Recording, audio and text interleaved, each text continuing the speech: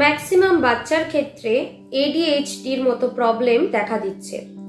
Attention deficit hyper active disorder, এই সমস্যাটা অনেক বাচ্চার মধ্যেই দেখা যায়। অনেক বাবা মার অভিযোগ থাকে তার বাচ্চা ভীষণ চঞ্চল। এই এডিএইচডি সিমটমসই এটা, ভীষণ চঞ্চলতা কাজ করে এবং অস্থিরতা কাজ করে। কোনো একটা কাজ শেষ করতে না করতে আরেকটা কাজে শিফট করে, সেটা পড়াশোনার ক্ষেত্রে হোক কি অন্য যে কোনো কাজের ক্ষেত্রেই হোক। এডিএইচডি সমস্যার থেকে বাচ্চাদেরকে কিভাবে বের করে আনা যায় এবং কিভাবে সঠিকভাবে তাদেরকে গাইড করা যায়, সুস্থ স্বাভাবিক পরিবেশে আনা যায়, সে সম্পর্কে বিস্তারিত আলোচনা করব পরবর্তী ভিডিওতে।